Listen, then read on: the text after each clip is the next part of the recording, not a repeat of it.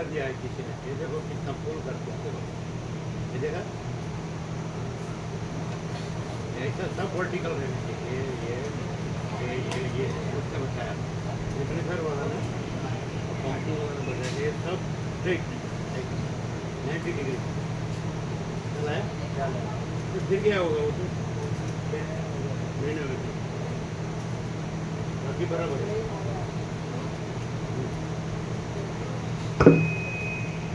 ओम ओम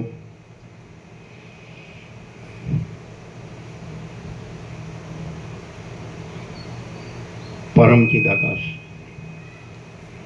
परम ज्योति, अखंड ज्योति, महाचिदाकाश, स्वयं प्रकाश, संपूर्ण प्रकाश, पूर्ण ब्रह्म, अनंत तेजगण, अनंत चितगण, परमाकाश, केवल अनंत शुद्ध तेजगण, परमाकाश, अखिल आत्मा, पूर्ण ब्रह्म, परमात्मा, परम चिदाकाश, परम ज्योति, अखंड ज्योति, अनंत पूर्ण परम चिदाकाश, परम शांति, स्वयं सिद्ध, स्वयं प्रकाश, स्वयं पूर्ण, स्वस्वरूप, यही सब कुछ है, इसके सिवा कुछ नहीं है। शून्यभास, अनंत कोटि, महाकल्पो है ही नहीं। महाचिदाकाश, स्वयं प्रकाश, संपूर्ण प्रकाश, महाचिदाकाश ज्योति, अनंत, अखंड, अभेद, महाचिदाकाश ज्योति, महातत्व, महासामान्य, महाचिदाकाश, स्वसंवेद्य, सहज निर्विकल्प, महाचिदाकाश, परम कैवल्य, परम शांति, परम चिदाकाश, अनंत पूर्ण निरपेक्ष सत, अनंत संपूर्ण अपरिघ निर्भ्रांत निरपेक्ष वसिष्ठराम निर्वाणोत्तरार्थ राउंड 43मो राउंड।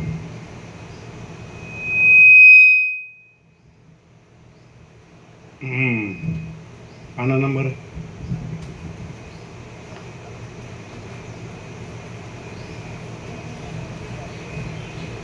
बोलो। पाना नंबर 1176 सर्ग 12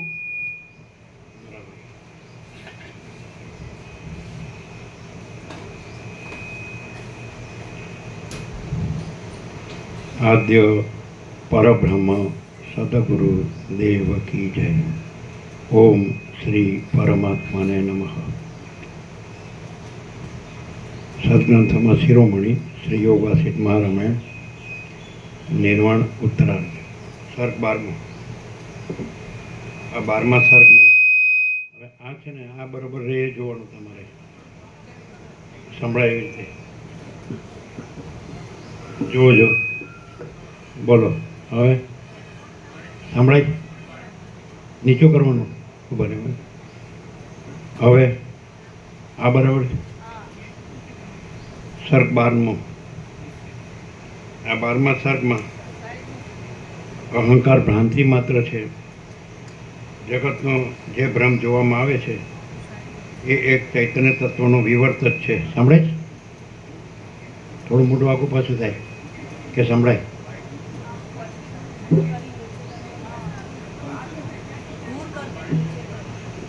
દેડકા પ્રભુ આવ્યા। ઓમ। આ 12મા સર્ગમાં હવે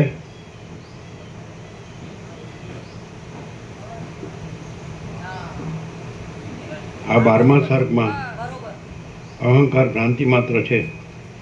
જગતનો જે ભ્રમ જોવામાં આવે છે એ એક ચૈતન્ય તત્વનો વિવર્ત જ છે અને તેમ થવામાં અવિદ્યા કારણરૂપ છે. માટે અવિદ્યા ક્ષય થવાનો ક્રમ કહેવાશે.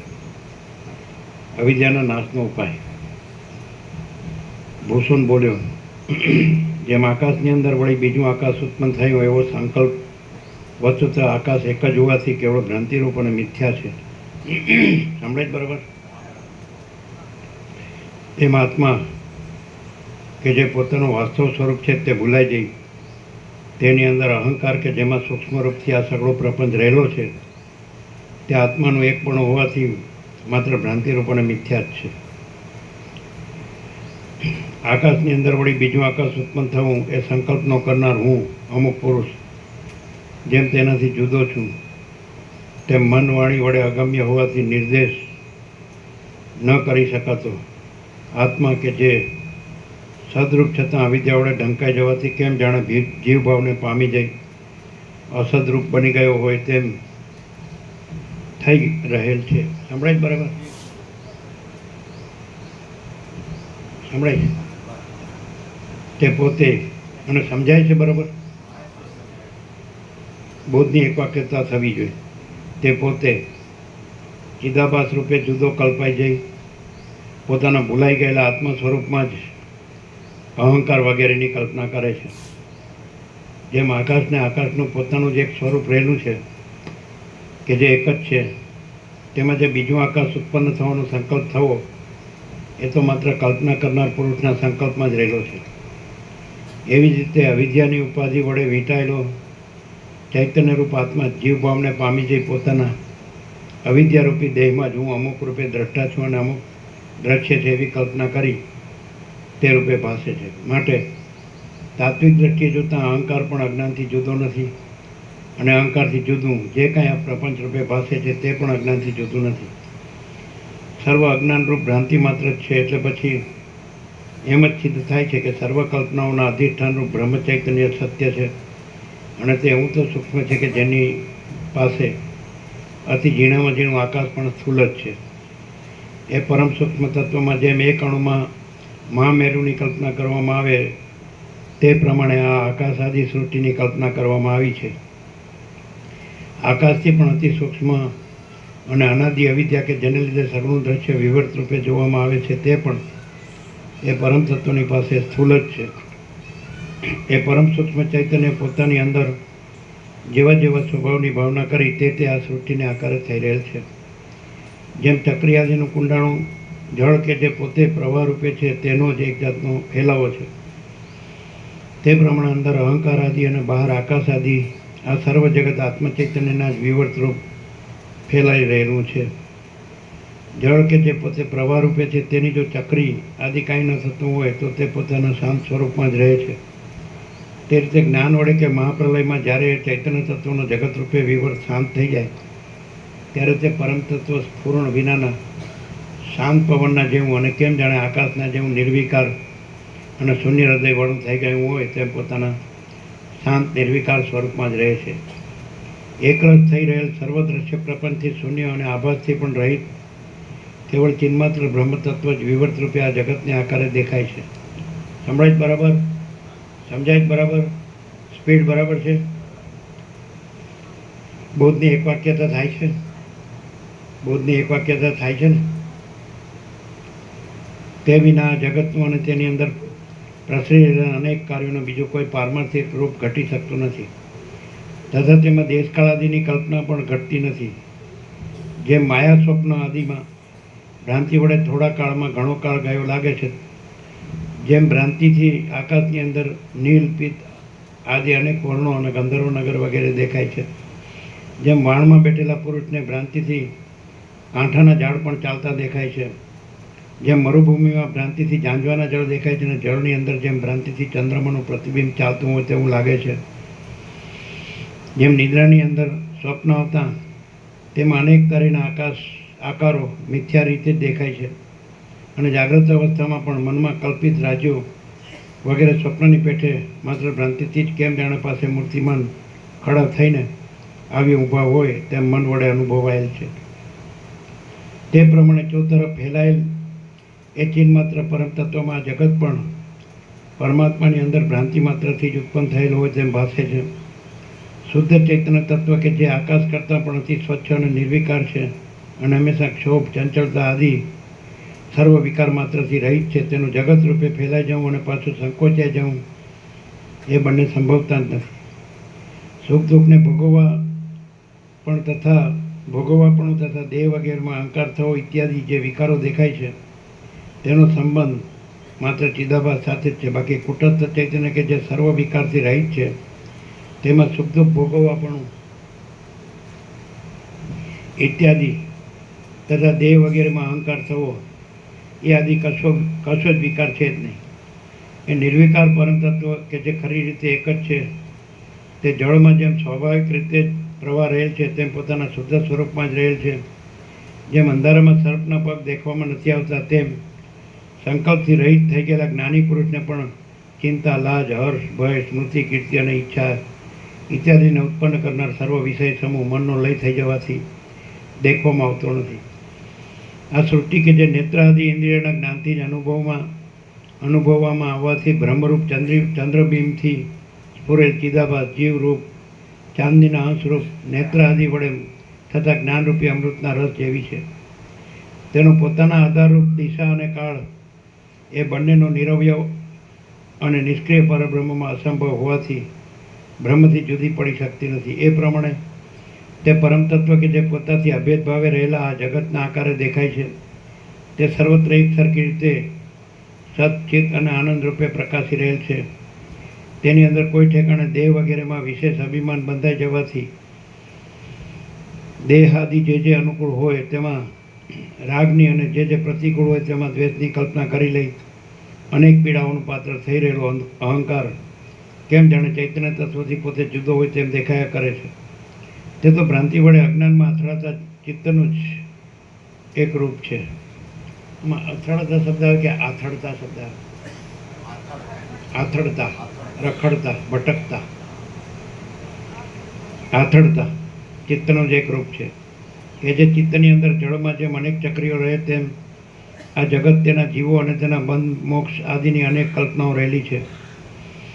અંદર ડૂબકી મારવાના અને પછી બહાર નીકળવાના કોલાહલથી રહિત તથા જળના વિવર્ત રૂપે દેખાતા ચક્રીઓના કુંડાળા વડે નાશ ન પામતી અનાદિકાળની આ સૃષ્ટિરૂપી ઝાંઝવાના જળની નદી તેના સ્વરૂપનું ખરેખરું જ્ઞાન થતાં તત્કાળ નાશ પામી જાય છે. બરાબર છે? જેમ જળ ચક્રીય રૂપે જોવામાં આવે છે અને ધુમાડાનો ઘાટો સમૂહ એકરસ થઈ જવાથી છેટેથી જો આ એકદમ ખુલ્લું છે. આ પેલા રાધે પ્રભુએ પ્રસાદ રૂપે આપ્યો કે આ વ્યાપકમાં આનો સદુપયોગ કરજો. આ બે ભાગ એણે આપ્યા. સુરત રાધે, હવે એને હું પ્રેરણાથી શું ખબર, આંખો ખુલ્લું છે એકદમ. પહેલામાં અક્ષર દવા હતા, બાઇન્ડિંગ પ્રમાણે આવે ને.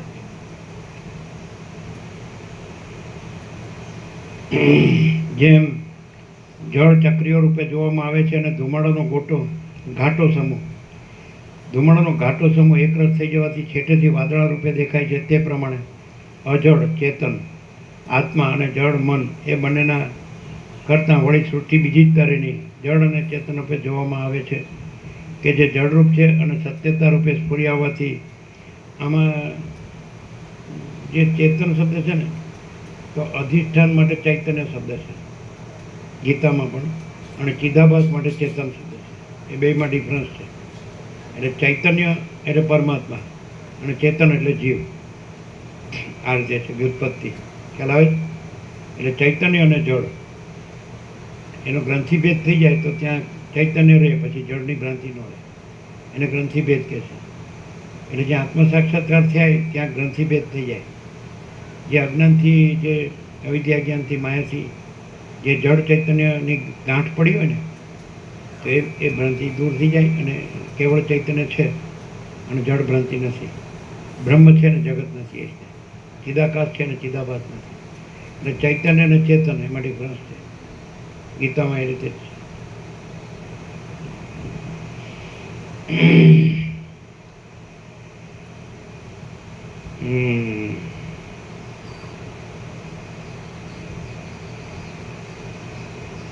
જેમ જળ ચક્રીઓ રૂપે જોવામાં આવે છે અને ધુમાડાનો ઘાટો સમૂહ એકરસ થઈ જવાથી છેટેથી વાદળા રૂપે દેખાય છે. તે પ્રમાણે અજળ એટલે ચૈતન્ય, આત્મા, ચેતન નહીં, ચૈતન્ય, આત્મા અને જળ મન એ બંનેના કરતાં, એટલે એમાં ચેતન છે, પ્રિન્ટિંગ મિસ્ટેક, ચૈતન્ય, આત્મા અને જળ મન એ બંનેના કરતાં વળી સૃષ્ટિ બીજી જ તરેની જળ અને ચેતન રૂપે જોવામાં આવે છે કે જે જળરૂપ છે અને સત્યતા રૂપે સ્ફુરી આવવાથી એ અંશમાં અજળ ચેતન પણ કહી શકાય છે. જેમ લાકડું કે જે જાતે જળ છે તેની કરવત વડે વેરી સાપ બનાવી તેના ચક્રી આદિ ગુણ ચેતન ધર્મવાળા અનેક ચિત્રો બનાવવામાં આવે છે, તેમ પરમ તત્વ કે જે પોતે એક જ હોવાથી દિશા કાળ આદિ મર્યાદા માપથી રહિત છે, તેમાં જળ ચેતન રૂપે દેખાતી આ સૃષ્ટિ ભ્રાંતિ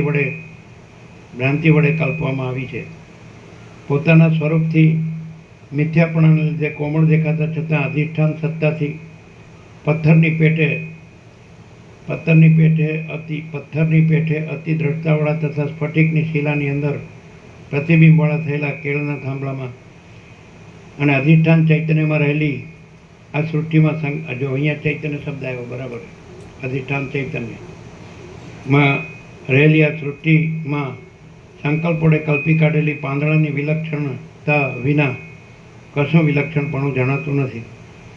હજારો ખરીઓના, હજારો મસ્તકોના, હજારો આંખોના, હજારો હાથોના અને હજારો મુખોના હાવભાવને બનાવનારા આકારો અને ચેષ્ટાઓવાળા અનેક પર્વતોને, જરાયુજ, અંડજ, ઉદ્ભીજ અને સ્વેદજ એ આદિ અનેક પ્રાણીઓના શરીરોને, દિશાઓને, દેશોને અને નદીઓને એક પ્રદેશ માત્ર જેટલા જ ભાગમાં ધારણ કરી રહેલ અંગૂઠો અને તેની પાસેની આંગળી એ બંને વચ્ચેનો ભાગ તે પ્રાદેશ કહેવાય છે.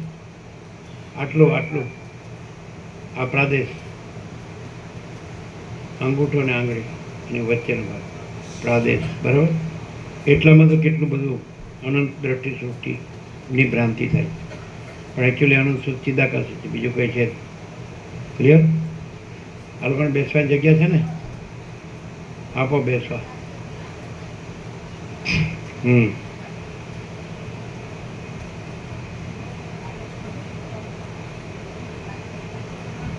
પ્રાદેશ માત્ર જેટલા જ ભાગમાં ધારણ કરી રહેલ અંદર શૂન્યતાવાળું અને નિરવયવ નિસાર અનેક તરેના રોગો, કામો અને રંગો વડે રંગાયેલ વિરાગ, વૈરાગ્ય અને જુદા રંગવાળું રંગ મટાડનારું દ્રવ્ય, તે વડે થનારી શુદ્ધિથી જતું રહેનારું દેવો, દૈત્યો, ગંધર્વો, વિદ્યાધરો અને મોટા નાગોવાળા જળ સ્વરૂપવાળા પવન, સૂત્રાત્મા અને વાયુ, તે વડે ચલાયમાન સર્વનાથી ઉત્કૃષ્ટ ચેતન તત્વે, ચૈતન્ય તત્વે, ચેતન નહીં ચૈતન્ય, કાંસમાં છે બ્રહ્મ ચૈતન્ય અને જીવ ચૈતન્ય રચેલ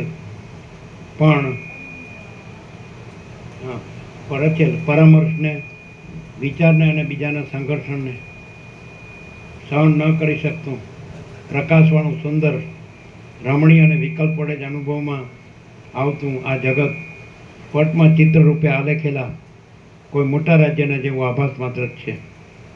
વિકલ્પ વૃત્તિવાળું અને સંકલ્પ રૂપે ઉદય પામતું મન કે જેનું સ્વરૂપ સાવ મિથ્યા અને ભ્રાંતિરૂપ છે, તેની અંદર પ્રતિબિંબ રૂપે પડેલ ચિદાભાસરૂપ ચૈતન્ય તત્વ જેમ જળની અંદર પડેલું તેલનું બિંદુ ચોતરફ પ્રસરી જાય તેમ વાસનાઓરૂપી જાળોના સમૂહ વડે બંધાઈ જઈ સર્વ પ્રકારના સુખ દુઃખ આદિ તરંગો વડે વીંટાઈ રહી જેમ બને તેમ સ્ત્રી પુત્ર આદિમાં ફેલાઈ ગયેલા સ્નેહનો અનુભવ લેતા, જળ અને તત્વદ્રષ્ટિએ જોતા મિથ્યા હોવાથી ઉત્પન્ન જ નહીં થયેલા ભ્રાંતિ વડે માત્ર દેખાતા શબ્દ, સ્પર્શ આદિ વિષયોનો અનુભવ લેવો, એ આદિ અનેક રૂપે એ તત્વ જ પ્રસરી રહેલ છે.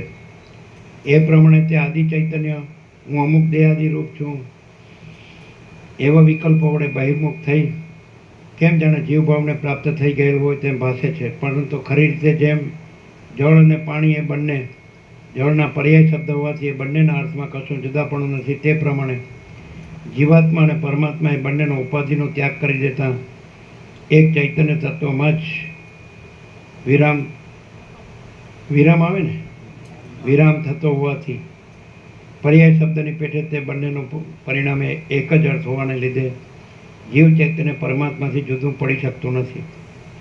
પોતાનો આત્મા કે જે ચૈતન્ય રૂપ છે અને સૂર્યદેવની પેઠે આપોઆપ પ્રકાશવાળો છે, તે જ અહંકાર રૂપ બની જઈ પોતાના વ્યાપક સ્વરૂપમાં ભોગ્ય રૂપે આ સૃષ્ટિને કલ્પી લે છે.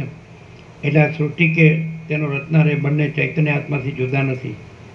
જળ કે જે પોતે સ્વાભાવિક રીતે પ્રવાહી છે, તે પોતાની સત્તા કે જે તરંગ આદિ રૂપે ગતિવાળી છે, તેમાં ગતિથી રહિત પોતાના ખરા સ્વરૂપમાં જ તે પોતે રહેલ છે. તેવી રીતે આત્મા કે જે પોતે શુદ્ધ ચૈતન્ય અને નિર્વિકાર છે, તે આકાશ આદિ પ્રપંચની રચનામાં કારણભૂત ભાસે છે, પરંતુ તેમાં એ રહેલ છે એમ પણ નથી, તથા આકાશ આદિ પ્રપંચના કર્તારૂપ પણ નથી, અને આકાશ આદિ પ્રપંચને પોતે જુદો રહી જાણનારો છે એમ પણ નથી. એ સર્વ તો વિકલ્પ માત્ર છે. બાકી એ આત્મા તો પોતાના વાસ્તવ સ્વરૂપમાં જ રહેલ છે. પ્રથમ વ્યવહારિક દશામાં રહી અધ્યારૂપ દ્રષ્ટિથી દેશકાળ આદિની રચનાનો અંગીકાર કરી લઈ ચેતન તત્વની આકાશ આદિ પ્રપંચ રૂપે દેખાવાની વાત અમે કહીએ છીએ. તેથી તેમાં જળ તરંગના દ્રષ્ટાંતનું સમાનપણું જરા પણ છેટે જતું નથી, પણ બરાબર ઘટતું આવે છે. જેમ જળના તરંગ આદિ રૂપે થવામાં અમુક દેશકાળ હોય છે, તેમ આત્મતત્વના પણ જગત આદિરૂપ વિવર્ત થવામાં અમુક દેશકાળની કલ્પના કરવામાં આવે છે. એટલે દાર્ષ્ટાંતિક સિદ્ધાંતની બરાબર સંગતિ મળે છે. મન, અહંકાર અને બુદ્ધિ આદિ જે કાંઈ વિકલ્પ રૂપે સ્ફુરે છે, તે સર્વને તમે અવિદ્યારૂપ જ છે એમ સમજો, અને તે પુરુષ પ્રયત્ન વડે તરત નાશ પામી જાય છે. અવિદ્યાનો અડધો ભાગ કે જે સ્ત્રી પુત્ર ધન આદિમાં મમતાનો અધ્યાસ થવામાં કારણરૂપ છે, તે વિનય, નમ્રતા, દાન, સન્માન આદિથી પોતે વશ જેવા કરી લીધેલા તત્વજ્ઞ મહાત્માઓ સાથે પરસ્પર વાર્તાલાપ વગેરેથી જ પ્રથમ ભૂમિકાનો લાભ થઈ અભ્યાસ કરેલા તીવ્ર વૈરાગ્ય આદિ સાધનની સિદ્ધિ થતાં નાશ પામી જાય છે. બરાબર.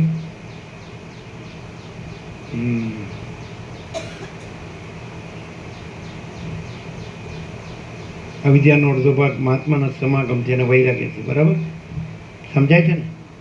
ક્લિયર થાય છે ને? બરાબર.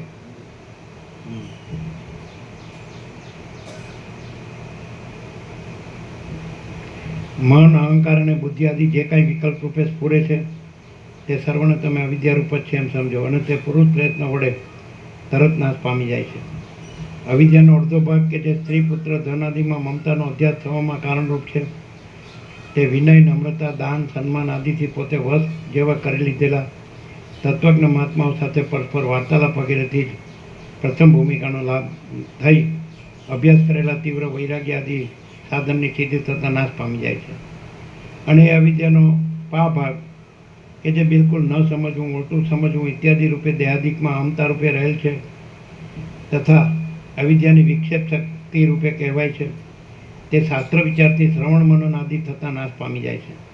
બાકીનો જે ભાગ અવશેષ રહ્યો કે જે આવરણ શક્તિ રૂપ છે, તે નિધિધ્યાસન આદિ દ્વારા આત્માનું બ્રહ્મ રૂપે અપરોક્ષ જ્ઞાન થવાથી નષ્ટ થઈ જાય છે. બાકીનો જે ભાગ પેલો લઈ લઈએ ઉપરનો.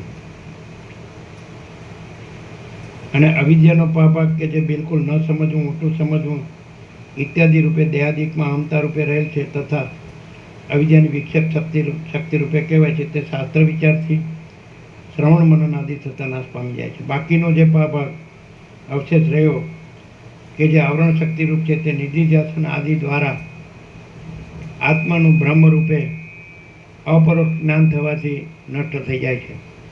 એ રીતે એક પછી એક ભૂમિકાના અભ્યાસની સાથે ક્રમે કરી અથવા સાથે એકી વખતે જ અવિદ્યાના ચારેય ભાગનો ઉપર જણાવ્યા પ્રમાણે ક્ષય કરી દેવામાં આવે, એટલે પછી જે અવશેષ રહ્યું તે નામરૂપથી રહિત સદરૂપ આત્મતત્વ છે કે જે પુરુષાર્થ રૂપ છે.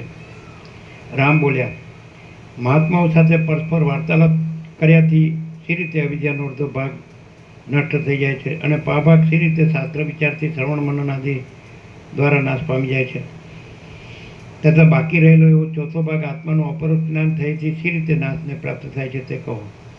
વળી હે મહારાજ, આપ જે કહો છો કે બધા ભાગોનો ભેગો પણ ક્ષય થઈ શકે અને ક્રમે કરીને પણ ક્ષય થાય, એ વિશે આપ શું કહો છો? તેમજ જે બાકી રહે તે નામરૂપથી રહિત અને સત્તારૂપ જ રહે છે, એમ જે આપે કહ્યું તેમાં સત્તારૂપ શું કહેવાય અને અસત્તારૂપ શું કહેવાય, એ સર્વ આપ મને કહો. વશિષ્ઠ બોલ્યા. સંભળાય બરોબર? ક્લિયર? વશિષ્ઠ બોલ્યા, જે પુરુષ પોતે વિરક્ત હોય, સંસાર તરી જવાની ઈચ્છા રાખતો હોય અને આત્મવેદતા હોય, તેવા સજ્જન પુરુષની સાથે અને બીજા પણ મુમુક્ષુ સાથે આ સંસાર સંબંધી વિચાર કરવો. ડાહ્યા વિવેકી મનુષ્ય જ્યાં ત્યાંથી શોધ કરી વૈરાગ્ય આદિ સાધનવાળા અને મત્સર આદિ દોષોથી રહિત થઈ આત્માના ખરા સ્વરૂપને અપરોક્ષ રીતે અનુભવનારા કોઈ સજ્જન પુરુષનું યત્ન વડે આરાધન કરવું. ડાહ્યા વિવેકી મનુષ્ય જ્યાં ત્યાંથી શોધ કરી વૈરાગ્ય આદિ સાધનવાળા અને મત્સર આદિ દોષોથી રહિત થઈ આત્માના પણ સ્વરૂપને અપરોક્ષ રીતે અનુભવનારા, આત્માના ખરા સ્વરૂપને અપરોક્ષ રીતે અનુભવનારા કોઈ સજ્જન પુરુષનું યત્ન વડે આરાધન કરવું. જાણવાનું સર્વ જેણે જાણી લીધું છે એવા તત્વવેત્તાઓમાં શ્રેષ્ઠ રામચંદ્રજી મહાત્મા પુરુષનો સમાગમ થતાં જ તે સર્વ ભૂમિકાના મૂળ રૂપ હોવાથી સર્વના કરતાં મુખ્ય અને વૈરાગ્ય આદિ 4 સાધન રૂપી સંપત્તિને લીધે સર્વથી શ્રેષ્ઠ એવી પ્રથમ ભૂમિકામાં સ્થિતિ થવા રૂપી ઉત્તમ દશાનો ઉદય થવાને લીધે અવિદ્યાના અડધા ભાગનો તો તમે નાશ થયેલો જ સમજો. અવિદ્યાનો અડધો ભાગ મહાત્માઓના સમાગમથી ક્ષીણ થઈ જાય છે. ભાગ શાસ્ત્ર વિચારથી શ્રવણ મનન આદિ દ્વારા નાશ પામી જાય છે અને બાકીનો ભાગ નિધિધ્યાસન આદિ દ્વારા પોતાના પુરુષ પ્રયત્ન વડે જ નાશ કરવાનો છે. ફક્ત મોક્ષની તીવ્ર ઈચ્છારૂપી એક જ અભિલાષા ઉત્પન્ન થાય તો તે પુરુષને વૈરાગ્ય આદિ સાધન સંપત્તિ દ્વારા ભોગોથી અને તેને મેળવવાના સાધનોથી રોકે છે અને મોક્ષની ઈચ્છા સિવાય બીજી બધી ઈચ્છાઓ દૂર થતાં પોતાના પુરુષાર્થથી અવિદ્યાનો ચોથો ભાગ ક્ષય પામી જાય છે. મહાત્માઓના સમાગમથી શાસ્ત્ર વિચાર વડે શ્રવણ મનન આદિ દ્વારા અને પોતાના યત્નથી એ અવિદ્યારૂપી મેલનો ક્ષય થઈ જાય છે.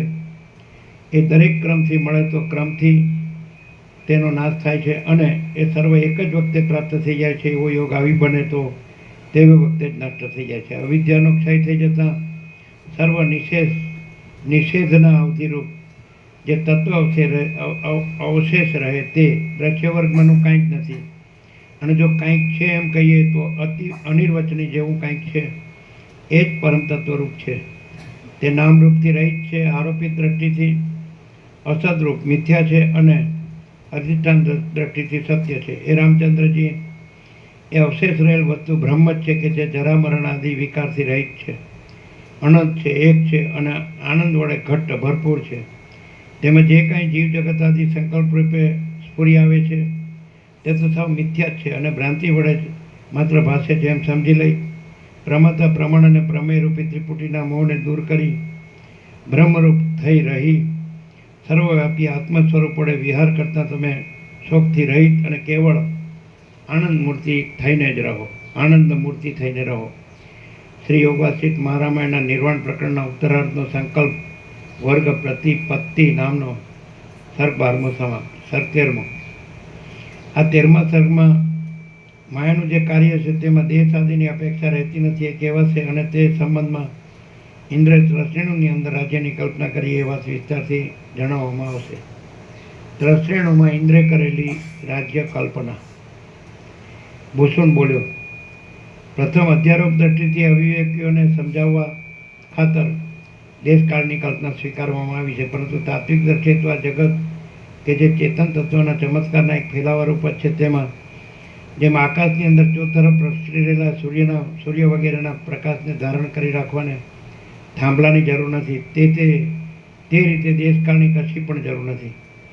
આ 3 લોક ફક્ત મનના સંકલ્પ માત્ર રૂપ જ છે અને વાયુની અંદર ફેલાઈ રહેલા સુગંધના કરતાં તથા સૂર્યના પ્રકાશના કરતાં પણ અતિ સૂક્ષ્મ, શાંત, હલકા અને સ્વચ્છ જ છે. હે સુશીલ વિદ્યાધર, આ જગતરૂપ અણુ કે જે ચેતન તત્વના એક ચમત્કાર માત્ર જ છે તેની પાસે વાયુના ફેલાઈ રહેલ સુગંધ અને ચોતરફ પ્રસરી રહેલો સૂર્યનો પ્રકાશ એ પણ બીજાઓના આંખ, નાક વગેરે દ્વારા અનુભવવામાં આવે છે. આવાને લીધે મેરુના જેવા મહાસ્થૂળ લાગે છે. જેમ મનના કલ્પેલા પદાર્થ કે જે મનોમય હોવાથી મનરૂપ જ છે, તેને તે મન જ સાક્ષી ચૈતન્યની સત્તા વડે જાણે છે. તથા જેને સ્વપ્ન આવેલ હોય તે જ પુરુષ તે સ્વપ્નની વાતને દેખે છે. તે રીતે આ સૃષ્ટિ કે જે દ્રષ્ટિ માત્ર છે તે પણ જે પુરુષ પ્રત્યે જેવી રીતે ઉદય પામે છે તે પુરુષ જ તેવી રીતે તેને દેખે છે. આ સંબંધમાં ઇન્દ્રે ત્રસેણુમાં જેનો અનુભવ કર્યો હતો તે વિષયનો એક પુરાતન ઇતિહાસ કેટલાક વૃદ્ધો કહે છે. એક વખત કોઈ એક ઠેકાણે સબળ બ્રહ્મરૂપી એક કલ્પવૃક્ષ ઉગી નીકળ્યું. તેની યુગરૂપી એક ડાળી એ બ્રહ્માંડરૂપી ઉદુંબર જાતનું એક ફળ થયું. તે ફળ દેવો, દાનવો અને માનવ આદિ પ્રાણીઓ રૂપે મચ્છરા ગણગણાટ કરતા હતા. જેમાં પર્વતો રૂપે ખીલા જડવામાં આવ્યા છે, તેવા પાતાળલોક, પૃથ્વીલોક અને સ્વર્ગલોક નામના મજબૂત બારણાથી તેને ઢાંકી દેવામાં આવ્યું હતું. તે ફળ ચિત્તને આનંદ આપે તેવી અનેક વાસનાઓ રૂપી રસથી ભરેલું હતું. તેમાં અનેક પ્રકારના અનુભવો રૂપી સુગંધ ભરેલી હોવાથી જ ચિત્તને ખેંચે તેવું હતું. એ ફળ કલ્પતરુની વચમાં જગતની સૂક્ષ્મ સત્તાઓ રૂપી ખીચોખીચ વેલોથી વીંટળાયેલું હતું. તેના અહંકાર રૂપી મોટી નીચડીઓ હતી. તે સાક્ષી ચૈતન્ય પ્રકાશથી તેજવાળું, મોક્ષના ખુલ્લા બારણા રૂપી મુખવાળું, નદીઓ અને સમુદ્ર રૂપી રેસાઓવાળું, 5 તન્માત્રાના કોષવાળું અને આકાશમાં તરતા તારાઓના ઝાકળથી ભરેલું હતું. મહાપ્રલય સમયે તે ફળને પાકીને ગળી જાય તેવું હતું. તે ફળ તે અવિદ્યારૂપી કાગડી કે વિદ્યારૂપી કોયલને ખાવા લાયક હતું. તે ફળ ખરી પડ્યા પછી શાંત થનારું અને કેવળ વાસના વિનાનું બની જાય તેવું હતું. તેની અંદર ત્રિલોકીનો અધિપતિ ઇન્દ્ર મધપુડા ઉપર બેઠેલી મધમાખીઓની જેમ કોઈ મોટી મધમાખ નાયક હોય તે રીતે સર્વ દેવતાઓનો અધીશ્વર હતો. આજુબાજુના વિચાર જાણનારા પુરુષોમાં શ્રેષ્ઠ એ મહાત્મા ઇન્દ્રનું અજ્ઞાનરૂપી આવરણ ગુરુના ઉપદેશથી અને પોતાના અભ્યાસના બળથી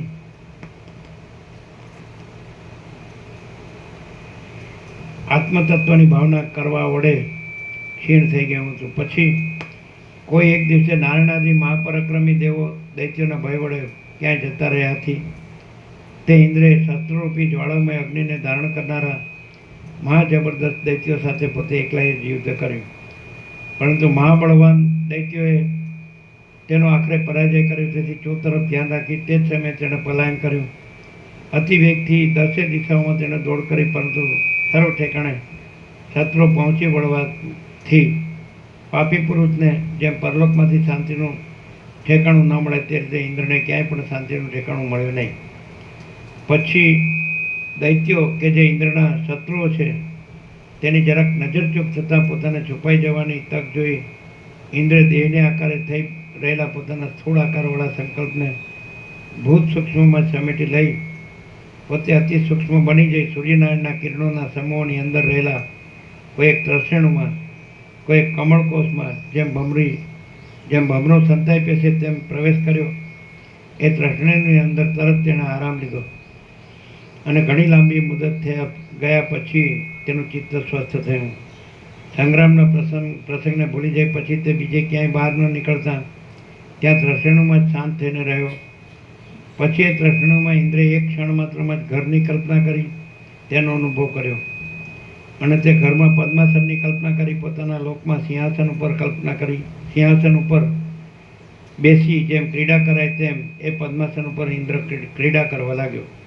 પછી તે ત્રસેણુની અંદર પોતે સંકલ્પ વડે ગ્રહસ્થ બની જતા મણિઓ, મોતીઓ અને પરવાણા આદિથી તૈયાર કરેલા કિલ્લાઓથી અને મકાનોથી શોભતું એક નગર તે ઇન્દ્રે દીઠું કે જે તેણે પોતાની કલ્પના વડે મનની અંદર જ ઊભું કર્યું હતું.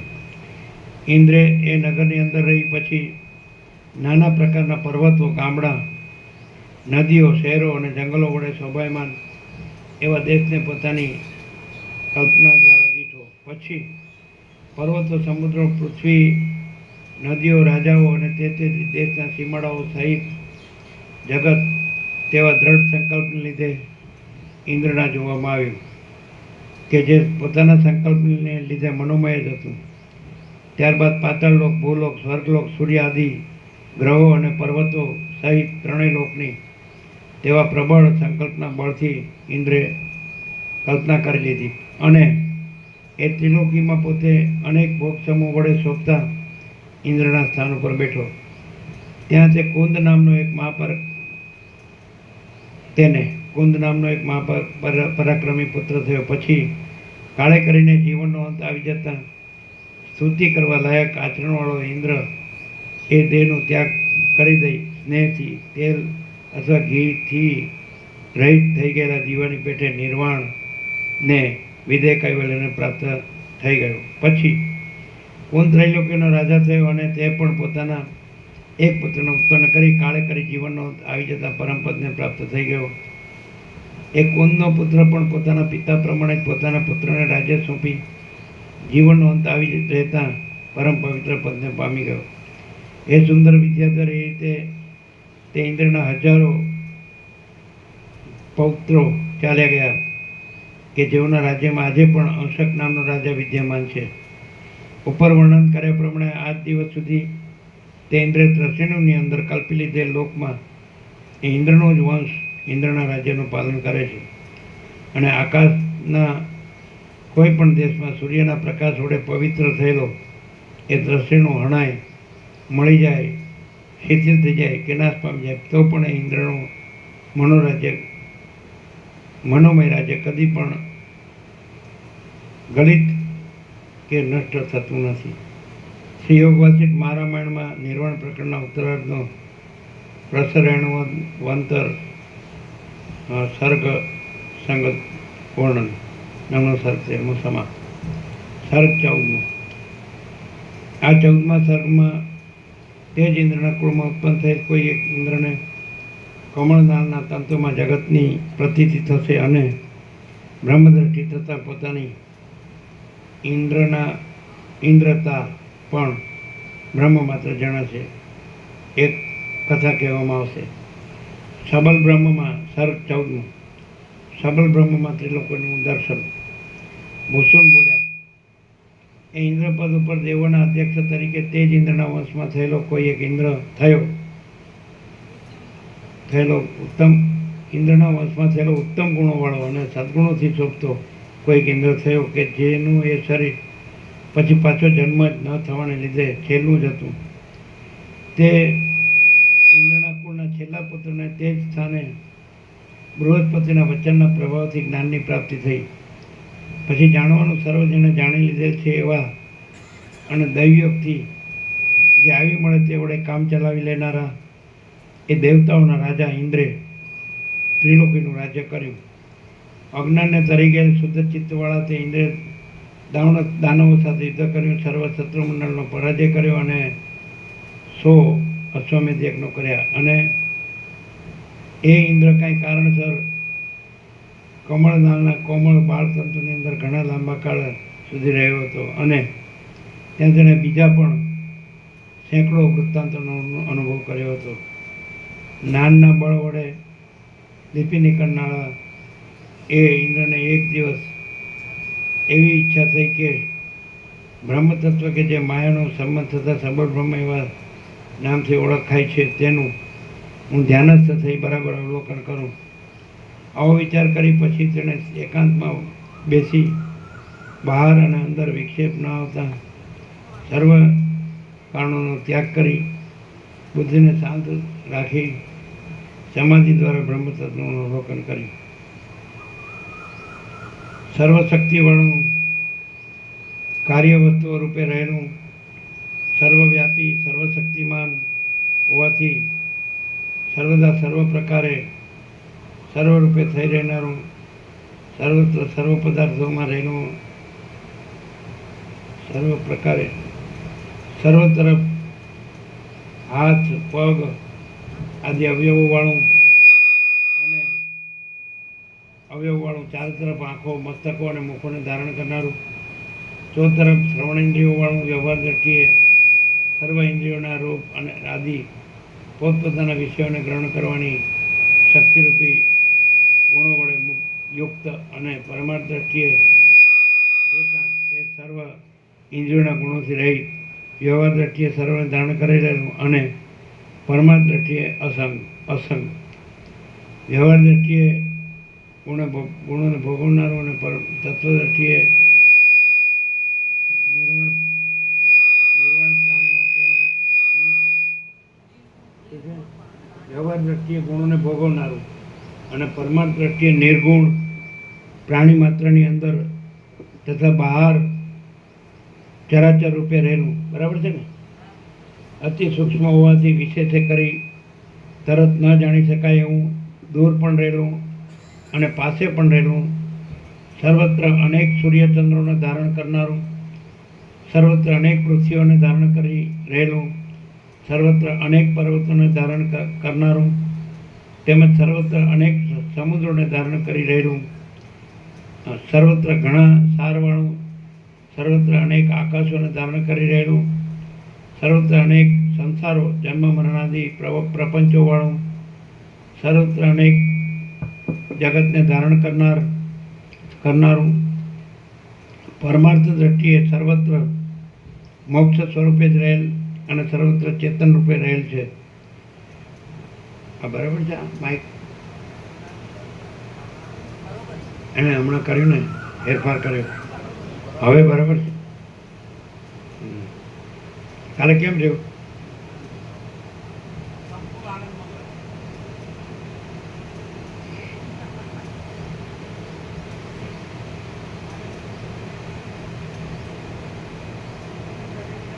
સર્વત્ર મોક્ષ સ્વરૂપે જ રહેલ, સંભળાય બરાબર? અને સર્વત્ર ચૈતન્ય રૂપે રહેલ છે, સર્વત્ર ચારે તરફથી સર્વ પદાર્થ સ્વરૂપે દેખાતું અને વસ્તુત સર્વથી રહિત એવું બ્રહ્મતત્વ સમાધિ દ્વારા ઇન્દ્રના જોવામાં આવ્યું. ગળામાં, કપડામાં, વડમાં, ખાડામાં, ગાડામાં, વાંદરામાં, તેજમાં, ઘરમાં, આકાશમાં, વૃક્ષમાં, પર્વતમાં, પવનમાં, જળમાં, અગ્નિમાં અને માત્ર પરમાણુના ઉપરના, નીચેના, મધ્યના વગેરે સૂક્ષ્મ ભાગમાં પણ ઇન્દ્રિય ત્રણેય લોક દીઠા કે જેઓ નાના પ્રકારના આચારો અને વિચારોવાળા તથા વિવિધ પ્રકારના આવાગમન સ્વર્ગ નરક આદિમાં જઈ પાછું ફરીને ત્યાંથી આવવું તે વાળા હતા. જેમ મરીની અંદર તીખાસ અને આકાશની અંદર શૂન્યપણું રહેલ છે, તેમ ચૈતન્યમય આત્મા કે જે જગત પ્રકટ કરવાના કાળ રૂપે પણ છે અને જગતનો લય કરવાના કાળ રૂપે પણ રહેલ છે, તેમાં આ ત્રણેય લોક રહેલા છે. ઉપર પ્રમાણે જીવભાવથી રહિત થઈ ગયેલી પોતાની શુદ્ધ બુદ્ધિ વડે દેખાતા એ ઇન્દ્ર તેના તેજ ક્રમથી પોતાના તેજ દેહ વડે તેવી જ પ્રકારે ધ્યાન જ થઈને રહ્યો. ઘણા લાંબા કાળ સુધી ધ્યાન વડે સર્વને એક સબલ બ્રહ્મમાં જ દેખનારા ઉદાર બુદ્ધિવાળા મહાબુદ્ધિશાળી એ ઇન્દ્રના જોવામાં આપની સૃષ્ટિ પણ આવી અને પછી તેણે આ આપની સૃષ્ટિના ફરતા પાતાળલોક, પૃથ્વીલોક આદિને ક્રમે કરી જોયા. ત્યારબાદ સ્વર્ગલોકને જોઈ છેવટ તેમાં ઇન્દ્રનું દર્શન થતાં એ ઇન્દ્રમાં અહંકાર બંધાવાના સંસ્કારો જાગવાથી તથા પ્રથમ કરેલા અશ્વમેધ યજ્ઞોનું કાંઈક પણ અદ્રશ્ય ફળ અવશ્ય મળવાનું હોવાથી તે આ સૃષ્ટિના ઇન્દ્રપણાને પ્રાપ્ત થઈ ગયો અને સેંકડો વૃત્તાંતોથી ભરેલું ત્રિલોકીનું રાજકાજ કરવા લાગ્યું. હે વિદ્યાધરોના કુળના અધ્યક્ષ, પ્રશ્નની અંદર રહેલા ઇન્દ્રના કુળમાં ઉત્પન્ન થયેલા એ કમળદાનના તંતુમાં રહેલ ઇન્દ્ર આ બ્રહ્માંડમાં પણ આજ દિવસ સુધી ઇન્દ્રપદ ઉપર રહ્યો છે એમ તમે સમજો. પછી આ બ્રહ્માંડમાં ઇન્દ્રપદ ઉપર રહ્યા બાદ પોતાના હૃદયમાં બીજની પેટે સૂક્ષ્મ રીતે સંસ્કાર રૂપે રહેલા અને પૂર્વકાળમાં મુખ્યત્વે કરી એવા જ્ઞાન યોગના કરેલા અભ્યાસના બળથી યથાસ્થિત રીતે કમળનાળના બાળતંતુમાં નિવાસ થવો એ આદિ પોતાનું પ્રથમ વૃત્તાંત તેના સ્મરણમાં આવ્યું. જેવી રીતે ત્રષ્ણીનું અંદર રહેલા ઇન્દ્રની તમને મેં વાત કરી અને તેના જ કુળમાં થયેલા કમળનાળના બાળતંતુમાં રહેલા આ કાંતિમાન ઇન્દ્ર વિશે તમને કહ્યું, તેવી જ રીતે ત્યાં અહીં અને બીજે ઠેકાણે તેવી જ જાતના વ્યવહારવાળા સેંકડો અને હજારો ઇન્દ્રો આ અનંત ચિહ્નરૂપ આકાશમાં થઈ ગયા છે અને હાલ પણ છે. એવી રીતે અનેક તરંગોવાળી સૃષ્ટિરૂપી નદી ઘણા લાંબા કાળથી અનાદિકાળથી સતત રીતે વહ્યા કરે છે. આ દ્રશ્યરૂપી નદી ત્યાં સુધી તો ખૂબ વેગથી વહી જાય છે કે જ્યાં સુધી અડધી પ્રાપ્ત થયેલી તે ને અડધી નહીં પ્રાપ્ત થયેલી ચોથી ભૂમિકાથી માંડી છઠ્ઠી ભૂમિકા સુધીની પરમપદ અવસ્થામાં આ સગળું માયામય છે એવો અનુભવ નથી થતો. બરાબર બરાબર. ચોથી ભૂમિકાથી માંડી છઠ્ઠી ભૂમિકા સુધીની પરમપદ અવસ્થામાં આ સગળું માયામય છે એવો અનુભવ નથી થતો ત્યાં સુધી આ દેખાયા કરે છે. આ ભ્રાંતિ, આ સૃષ્ટિરૂપી ભ્રાંતિ. હવે અવાજ બરાબર છે? માઇક બરાબર છે કે થોડો ફરક છે?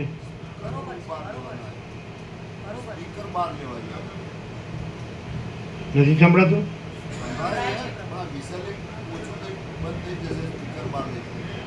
અમે સીટી નથી મારતા, વિસલ વિસલ કરે એ પેલો એનો ગાળનો ડબ્બો હોય ને એ મારે વિસલ. ચોથી ભૂમિકા પછી પરમપદમાં રહેલો હોય એને આ ભ્રાંતિ દેખાતી નથી. નીચેની ભૂમિકામાં હોય ત્યાં સુધી દેખાય, અજ્ઞાનમાં હોય ત્યાં. બરાબર. ચોથી ભૂમિકાથી માંડી છઠ્ઠી ભૂમિકા સુધીની પરમપદ અવસ્થામાં સગળું માયામય છે એવો અનુભવ નથી થતો ત્યાં સુધી દેખાય આ ભ્રાંતિ સૃષ્ટિ.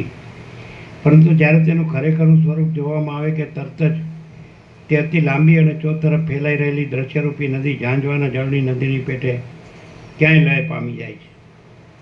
પરંતુ જ્યારે તેનું ખરેખરનું સ્વરૂપ જોવામાં આવે કે તરત જ તેથી લાંબી અને ચોતરફ ફેલાઈ રહેલી દ્રશ્યરૂપી નદી ઝાંઝવાના જળની નદીની પેટે ક્યાંય લય પામી જાય છે. એ નિષ્પાપ વિદ્યાધર આ માયા એવી તો વિચિત્ર છે કે હર કોઈ કારણથી ગમે તે કાળે અને ગમે તે સ્થળે હર કોઈ પ્રકારે ખડી થઈ જતી જોવામાં આવે છે. જેમ જળથી ભરેલા વાદળામાંથી વૃષ્ટિ થાય છે તે માયા પણ અહંકારના છે જે માત્ર ચમત્કારથી ઉત્પન્ન થાય છે અને સત્ય રૂપે જોવા જતાં તરત જ ઝાકળની પેટે નાશ પામી જાય છે. જે સર્વના સાક્ષીરૂપ બ્રહ્મ ચૈતન્ય છે તે ખરી રીતે સર્વ વિકલ્પોથી રહિત છે અને અહંકારને લીધે વિસ્તાર પામેલા અનેક મનોરથોથી, માનસિક સંકલ્પોથી તથા દ્રષ્ટા દર્શન અને દ્રશ્યરૂપી ત્રિપુટીઓથી પણ રહિત છે. અર્થાત તે જાગ્રત અવસ્થા વિનાનું છે.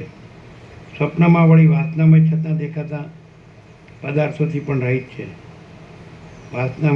સ્વપ્નમાં વળી વાસનામય છતાં દેખાતા પદાર્થોથી પણ રહિત છે અને સર્વ શૂન્યતા રૂપે સુષુપ્તિ અવસ્થામાં જણાતા અજ્ઞાનથી પણ શૂન્ય જ છે. તથા જે આકાશના જેવું સદા પરિપૂર્ણ છે તે ચિદ્રૂપ આત્મ તત્વ જ ખરી રીતે જોઈએ તો અવશેષ રહે છે. તથા જે આકાશના જેવું સદા પરિપૂર્ણ છે તે ચિદ્રૂપ આત્મ તત્વ જ ખરી રીતે જોઈએ તો અવશેષ રહે છે. સંભળાય બરાબર? સંભળાય કે ખાલી હા?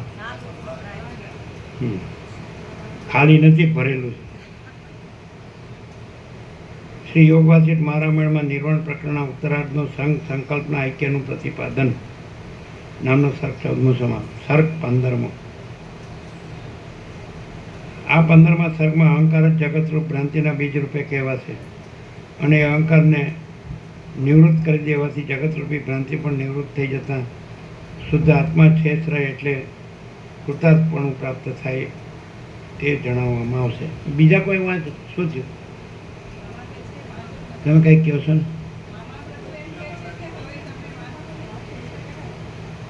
શું છે મામા પ્રભુને? તમે બીજા વાંચે તો અમને ઊંઘ આવે છે, અમે વાંચીએ તો ફૂલ લાઇટ રહે છે. અમે કહેવાના જ હતા હમણાં. સર્ગ 15મો. અહંકારની નિવૃત્તિથી જગતની ભ્રાંતિ દૂર થાય. કેટલો સરસ ફૂલ પ્રકાશ થાય. ફૂલ. તમને શું થાય છે ખબર નથી. શું થાય છે? બધું હમો ઉતરશે એમાં અમે ગમે એટલું સાંભળે તો કોઈ ફેર પડે એવો નથી. એવું? અલ્યા સુધરો સુધરો. જો પેલા પ્રભુને જવું છે તો પ્રસાદ આપી દો. જેને જવું હોય એને પ્રસાદ આપી દો. ક્યાંથી પધાર્યા? પ્રસાદ આપો. જેને જવું હોય એને પ્રસાદ આપો. જેને બેસવું હોય એને બેસવા દો અને જવું હોય એને જવા દો.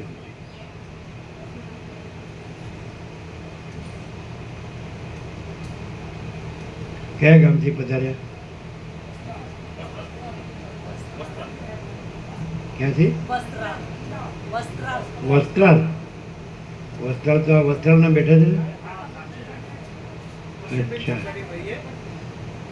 અશ્વિનભાઈની સોસાયટીમાં જ રહીએ છીએ. મારું વતન બતપુરા છે. બતપુરા.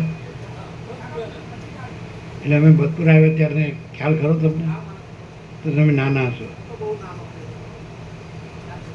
હમ. તો વસ્ત્રાલ રહ્યો છો તમે? આ બતપુરાના છે. કાકા સોસાયટીમાં રહે. કાકા પણ જોડે સોસાયટીમાં પ્રસાદ આપો બધાને. એ લોકોને કામે જવાનું હશે ને? ત્યાં વસ્ત્રાલમાં જ કામ છે બધું? વસ્ત્રાલમાં જ.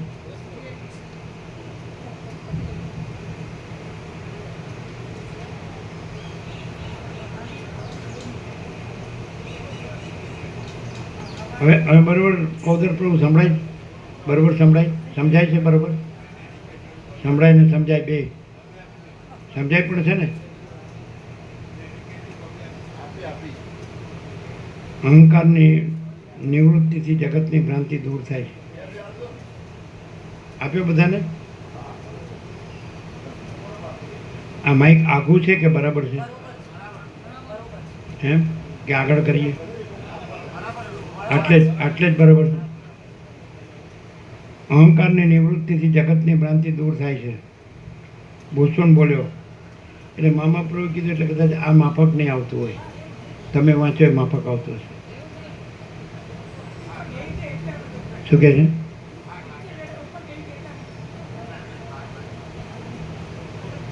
શું કહે છે? ઉપર બેઠા છે એટલે ઉપર બેઠા એટલે બધા ઉપર તો ઘણા બેઠા છે.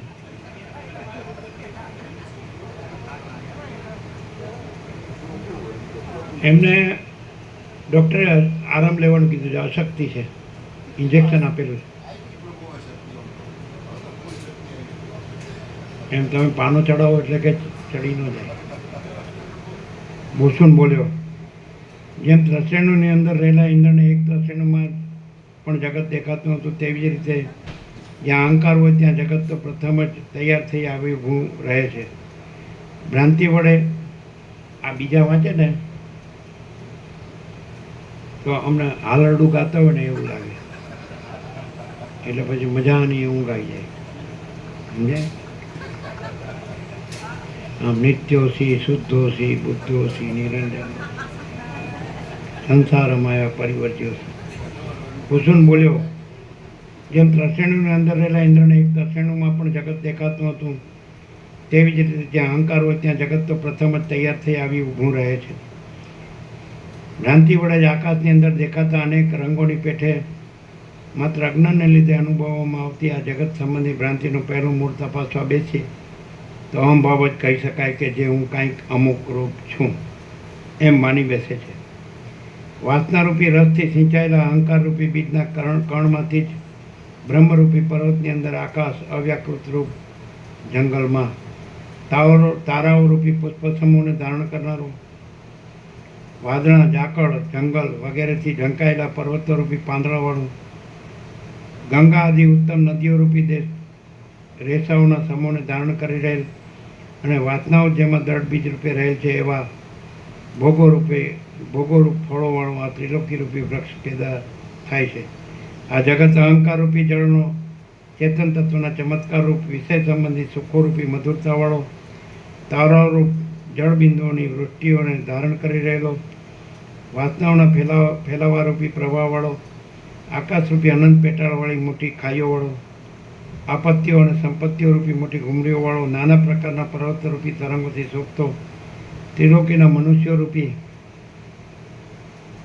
ચિત્રના જેવી પ્રકટ થતી રેખાઓવાળો ચપળ સૂર્યચંદ્ર વગેરેના પ્રકાશ સ્વરૂપી કિરણોને ધારણ કરનારો બ્રહ્માંડો રૂપી અનેક પરપોટાને પ્રકટ કરનારો પાટની પેઠે મોક્ષ દ્વારને રોકી રાખનારા મોહરૂપી સેતુ વડે વૃદ્ધિ પામનારો દ્રઢ રીતે બંધાઈ રહેલા પૃથ્વીલોકરૂપી સમુદ્ર પિંડને ધારણ કરી રહેલો અનેક જીવોરૂપી જળકાગડાવાળો જીવોના વિચિત્ર પ્રકારના ત્વરાથી ઊંચે નીચે અને આડાઅવળા ભ્રમણો થવાથી ઉછળવાનો અને સમી જવાનો દેખાવ આપતો તથા જરા મરણ મોહ આદિ અનેક લોઢાના ચમત્કારવાળો ઉત્પન્ન થતાં તરત ક્ષણ માત્રમાં જ નાશ થઈ જનારા અનેક દેહાદી બિંદુઓના સમૂહથી ખીચોખીચ ભરેલો એક જાતનો વિલાસ જ છે એમ કહી શકાય છે. જગત અહંભાવરૂપી પવનનું સ્ફુરણ જ છે એમ તમે સમજો. શું જનરલાઇઝેશન કરીશ, બાકી કહેવું પડે. સામાન્યકરણ આ આખો જે આજે આભાસ છે ને કે આખું અહમનું સ્ફુરણ છે અને અહમ છે આત્માનું સ્ફુરણ છે. આખું જનરલાઇઝેશન આત્મામાં એવું મસ્ત કર્યું છે ને કે આ બીજું વાંચ્યું હોત તો અમે તો સાંભળ્યું ન હોત, ઊંઘી ગયા હોત. આપણે વાંચીએ તો જ ભાઈ પોતાનું તો પોતે જ કરવો પડે પુરુષાર્થ. બીજો કરે આપણને ન મળે. આ બીજા ઊંઘે તો એમાં આપણને નુકસાન નહીં. જે ઊંઘતા હોય આંગળી ઊંચી કરે, ઊંઘતો હોય તો ક્યાંથી કરે?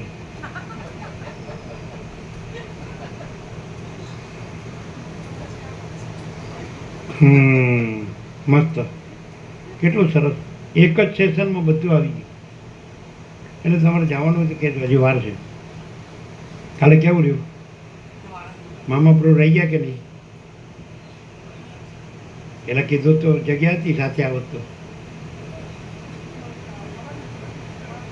ફૂલ પ્રસાદ, ફૂલ પ્રસાદ અને બધા બાળ ગોપાળ બધા ફૂલ, બધા હાજર. ચાલો હા, આગળ વધીએ. સરસ સરસ.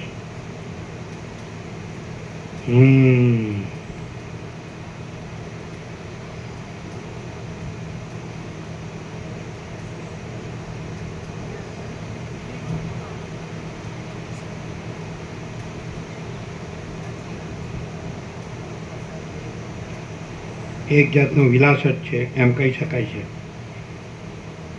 જગત અહંભાવરૂપી પવનનું સ્ફુરણ જ છે એમ તમે સમજો.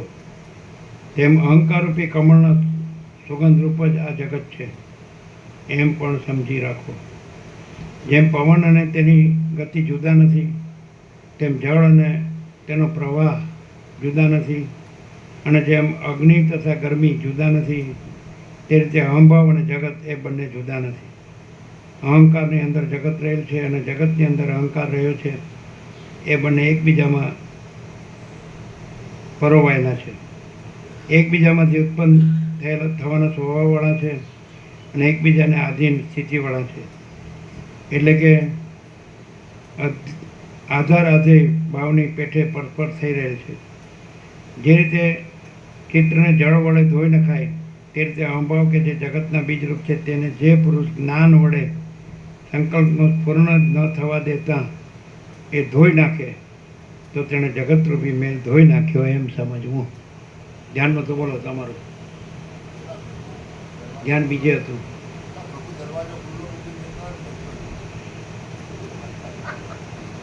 દરવાજો ખુલ્લો હતો એટલે 12 વાગ્યા ગયા. શરીર અહીં બેઠું રહ્યું પણ પોતે 12 વાગ્યા ગયા. અમે આમાંય ધ્યાન હતું તો એનું ધ્યાન નહોતું, એમાંય ધ્યાન હતું. જો ફરીથી આ તો ફૂલ એન્ડ ફાઇનલ હતું. હું હવે જુઓ, અહંભાવ અને જગત એ બંને જુદા નથી. અહંકારની અંદર જગત રહેલ છે અને જગતની અંદર અહંકાર રહ્યો છે. બંને એકબીજામાં પરોવાયેલા છે, એકબીજામાંથી ઉત્પન્ન થવાના સ્વભાવવાળા છે અને એકબીજાના આધીન સ્થિતિવાળા છે. એટલે કે આધાર આધેય ભાવની પેઠે પરસ્પર થયેલા છે. જો હવે ધ્યાન આપજો બરાબર.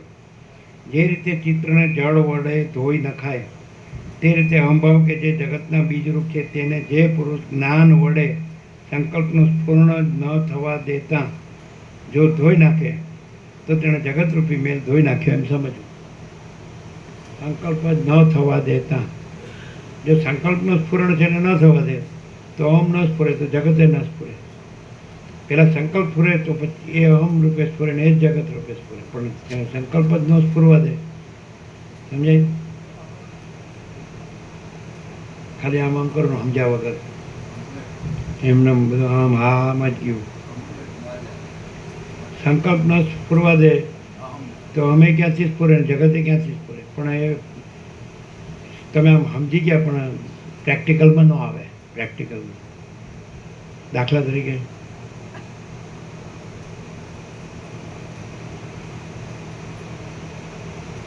લ્યો, અહીંયા કોઈ સંકલ્પ નથી. લ્યો, અમે નથી, જગતે નથી. લ્યો, અને પરમ ચિદાકાશ પરમ જ્યોતિ અખંડ જ્યોતિ જ છે. લ્યો, થાય એ કરી લ્યો. લ્યો, તોડી લ્યો.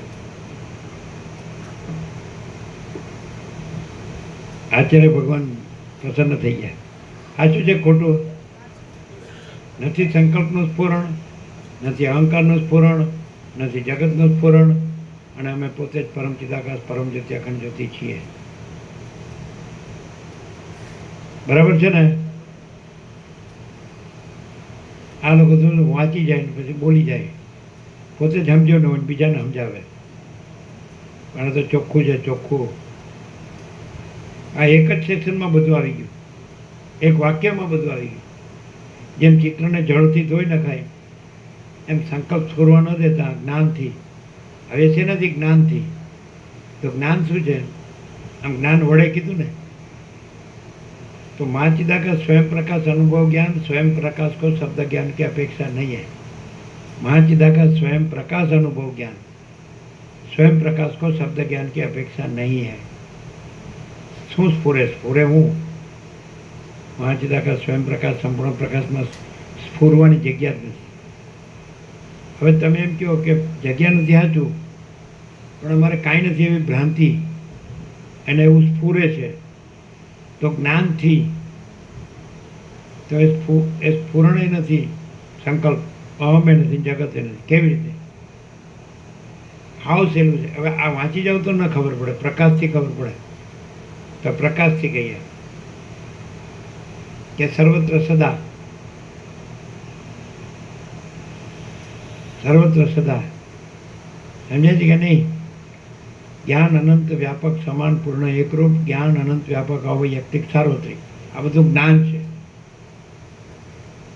સમજાય? આ બધું જ્ઞાન છે.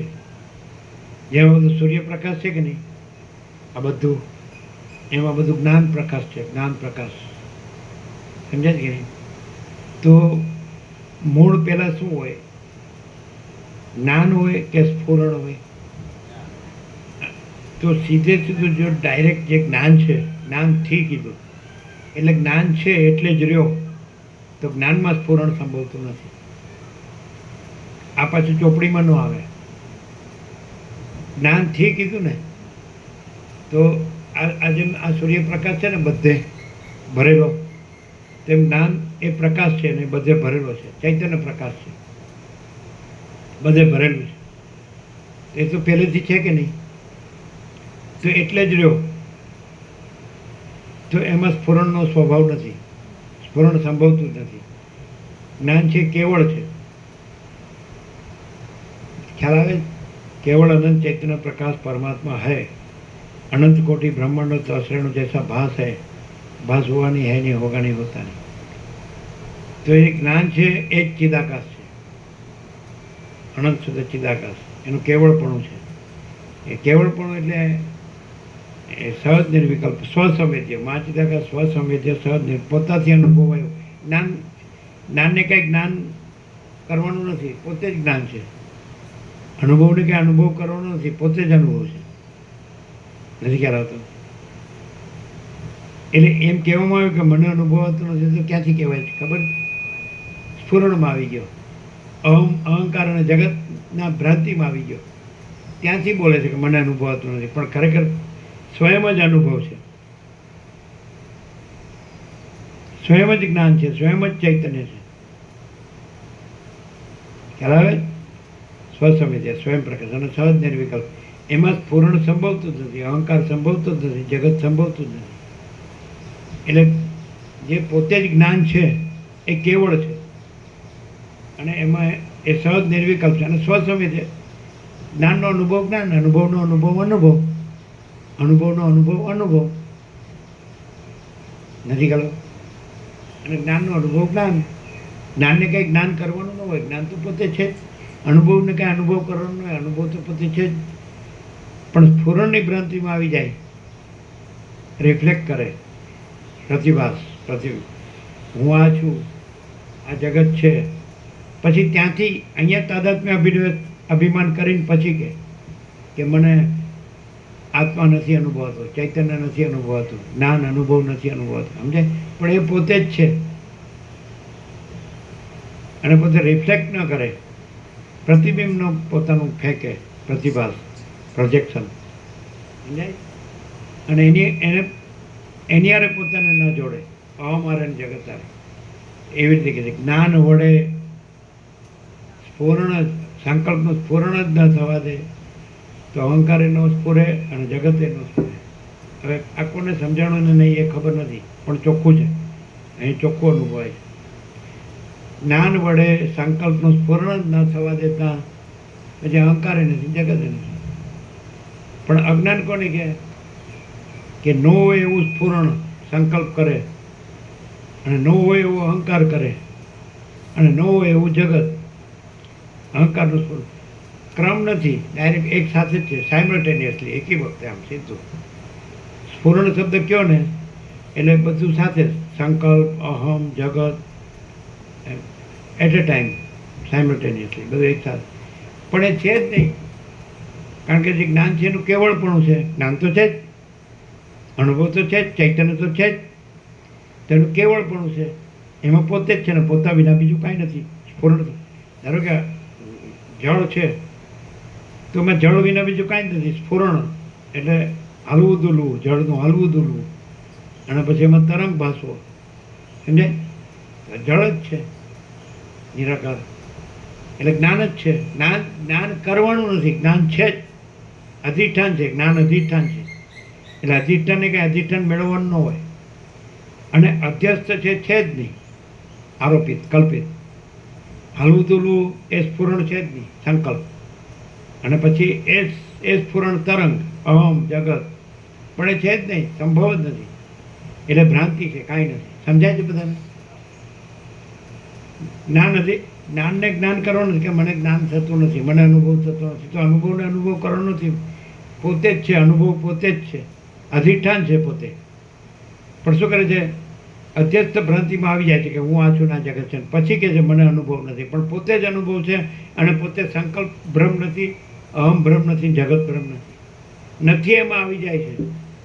અને પછી પોતે જ છે એમાં શંકા કરે છે.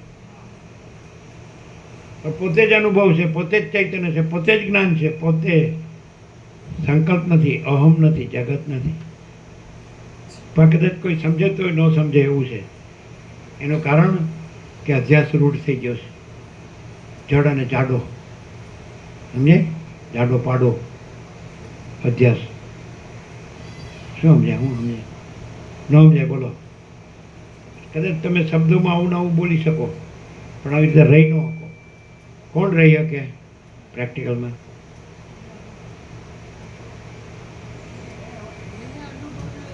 શું કહે છે મામા પ્રભુ?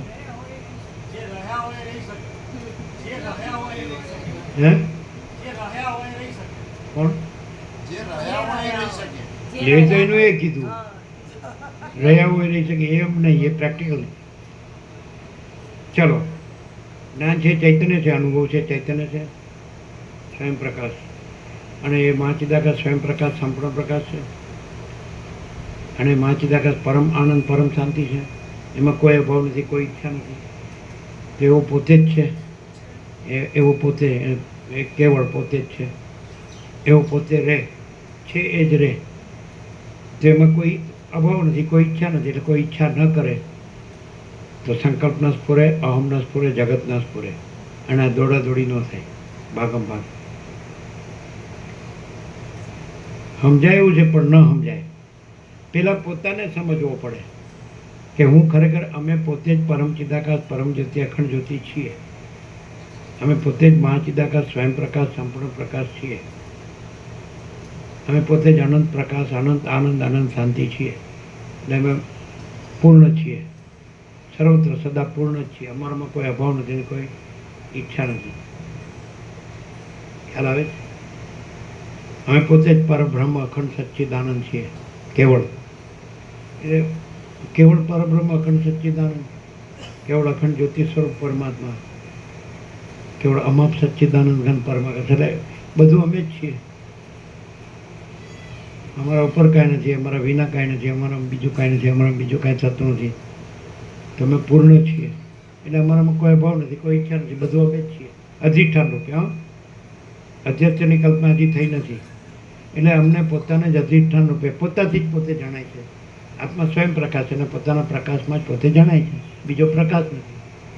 શાસ્ત્ર ગુરુ આત્માને પ્રકાશતા નથી, શાસ્ત્ર ગુરુ અવિદ્યાનો ક્ષય કરતા નથી.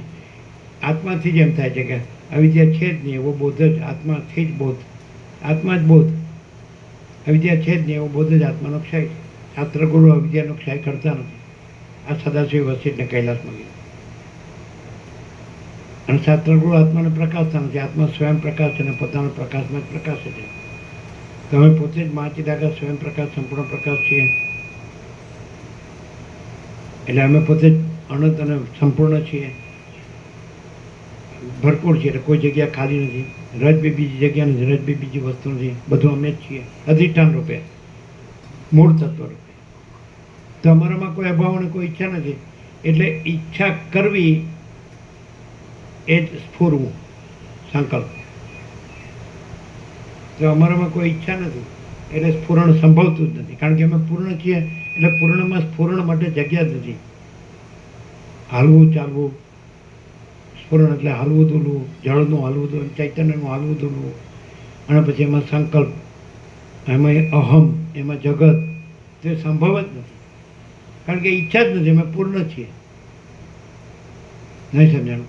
પોતાને પૂર્ણ તરીકે અનુભવે એને આત્મ સાક્ષાત્કાર કહેવાય. પોતાને પૂર્ણ તરીકે, પૂર્ણ સ્વરૂપ, અનંત પૂર્ણ સ્વરૂપે અનુભવે એટલે એમાં કોઈ અભાવ નથી, કોઈ ઈચ્છા નથી. નહીં ખ્યાલ? અમે પોતે જ પરબ્રહ્મ અખંડ સચ્ચિદાનંદ છીએ કેવળ.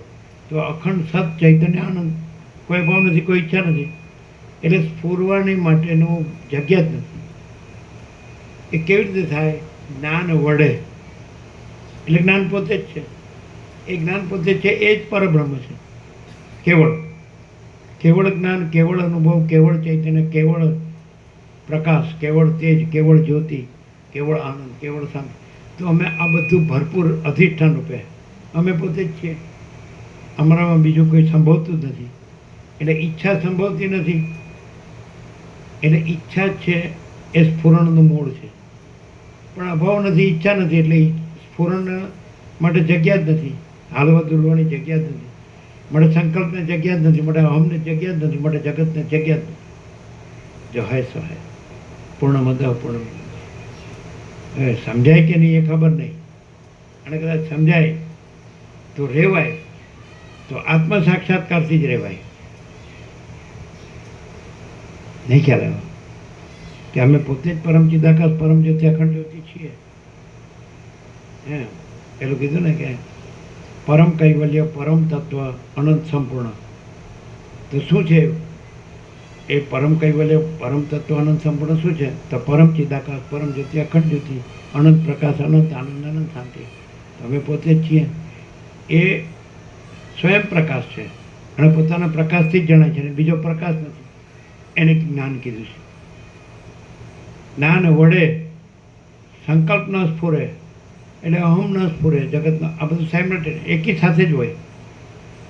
ઈચ્છા ન હોવી, સંકલ્પ ન સ્ફુરવો, અહમ ન સ્ફુરવું, જગત ન સ્ફુરવું, એ સાથે જ છે.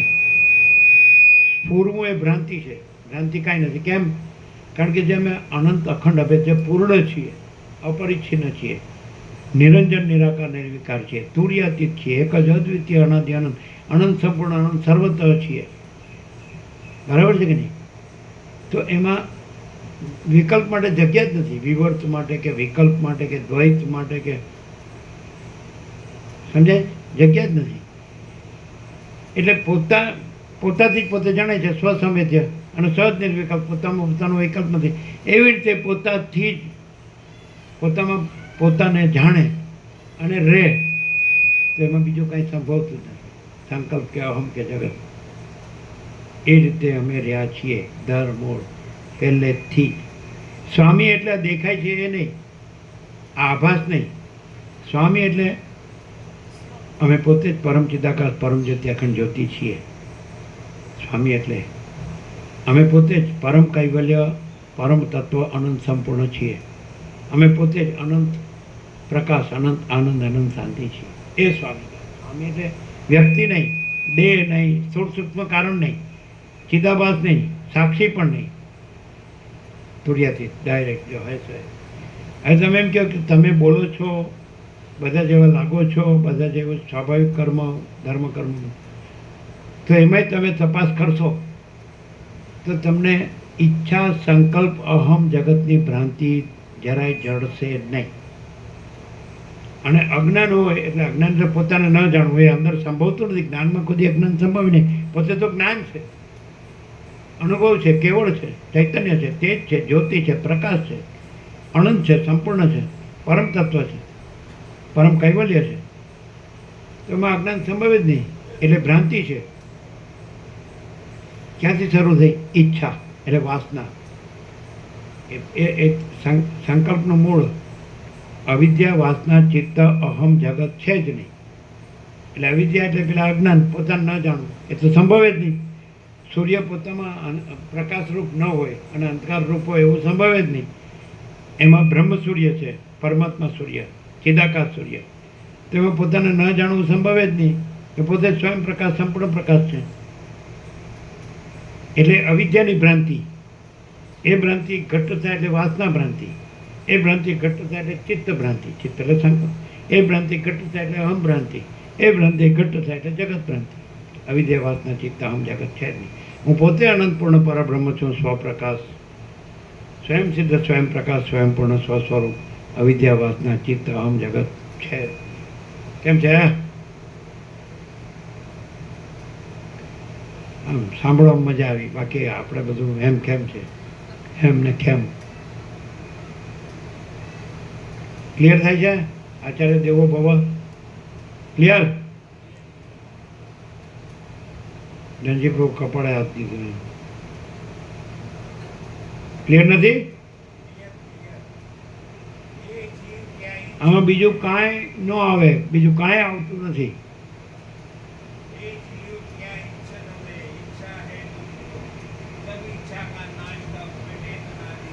શું કે છે?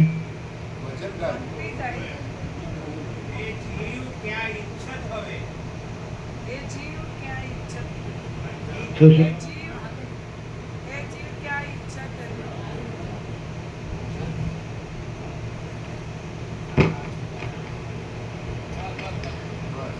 हे जीव क्या इच्छत हवे, इच्छा है दुख मूल, जब इच्छा का नाश तब मिटे अनादि भूल. ઈચ્છા મીટે નહીં, ઈચ્છા હે ही નહીં. ન હોય ક્યાંથી મીટે? અને પોતે પરમાકાશ અજરામર અખંડ વિનાશી, તુર્યાતીત અજરામર અખંડ વિનાશી. પોતે અનંત સંપૂર્ણ છે, પરમ કૈવલ્ય છે, પરમ તત્વ છે. એમાં કોઈ અભાવ નથી, કોઈ ઈચ્છા નથી. એટલે ઈચ્છા થઈને મટે છે એવું નહીં, ઈચ્છા છે જ નહીં. જોઈ લો, પહેલેથી જોઈ લો, પહેલેથી જોઈ લો, પહેલેથી જોઈ લો. મૂળજી પણ પેપે અને મોચી મામા પાસે બેસીને ભગવાનનો સત્સંગ કરો. પછી અરુણ પ્રભુની દાદી આમ લાજ કાઢીને આવે, મામા જોડે બેઠો છે, સત્સંગ કરે છે. પછી એમ કે સત્સંગ કરે, એને ખબર કે બીજી વાત ન હોય એમ.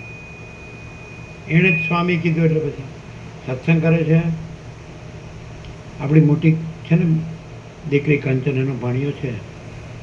મામાને એમ કે પાછું મોચી મામાને,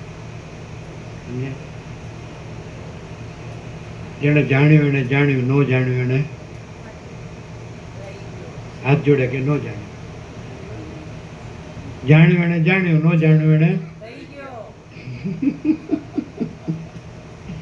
અચ્છા બાબા અચ્છા.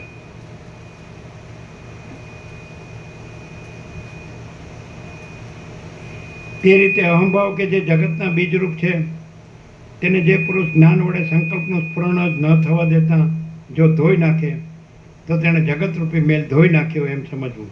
એ વિદ્યાધરજી, તાત્વિક દ્રષ્ટિએ જોતા અહંકાર કે જે હું એવો ભેદભાવ પેદા કરનાર છે તે છે જ નહીં. તે છે જ નહીં. એને નષ્ટ કરવાનો નથી, છે જ નહીં.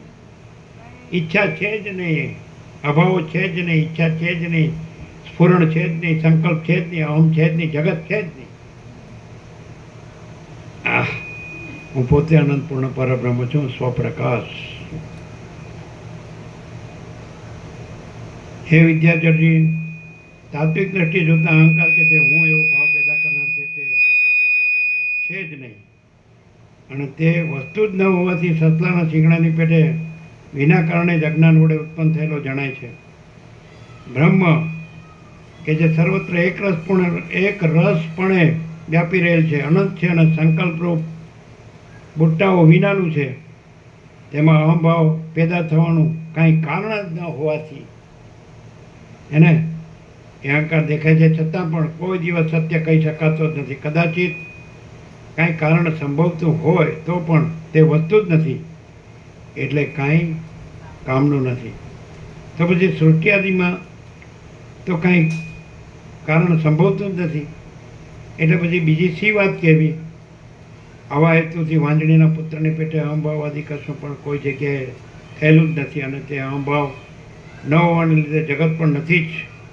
આમ જગતનો અભાવ થતાં એક ચૈતન્ય રૂપ આત્મા જ બાકી રહે છે કે જે પોતે જ નિર્વાણ રૂપ છે. માટે જ્ઞાન નિષ્ઠપણાથી તમે જેમ તમને સુખ આવે તેમ ભલે શાંતપણે રહો. આ પ્રમાણે જગત અને અહંકાર એ બંનેનો અભાવ યુક્તિ વડે સિદ્ધ થતાં તમારા બહારના અને અંદરના વિષયો કે જે બહાર રૂપ, રસ, ગંધ આદિના રૂપે અને સંકલ્પ વિકલ્પ વગેરેના રૂપે દેખાય તે સર્વે શાંત થઈ જશે. તેમ બીજું પણ તેનાથી જુદું દુઃખ આદિ કશું રહેશે નહીં. જે નથી તે તો છે જ નહીં, અને તત્વ વિચારથી બાકી જે શેષ રહે છે તે દુઃખની અડચણ આદિથી રહિત શાંત અવિનાશી બ્રહ્મરૂપ જ છે. તત્વ વિચારથી બાકી જે શેષ રહે છે તે દુઃખની અડચણ આદિથી રહિત શાંત અવિનાશી બ્રહ્મરૂપ જ છે કે જે તમારું પોતાનું જ સ્વરૂપ છે. હવે તમે જ્ઞાનવાળા થયા છો, માટે તમે બ્રહ્મને સંભળાય જ બરોબર. માટે હવે આ તમે વાંચી જાઓ તો ખબર પડે. આ વાંચી જાઓ તો ખબર પડે. વાંચી જવાથી ખબર પડે ખરી. આ પ્રકાશ જેમ ખુલ્લો થયો એટલે ઉઘાડ થાય પૂરેપૂરો તો જ અનુભવાય.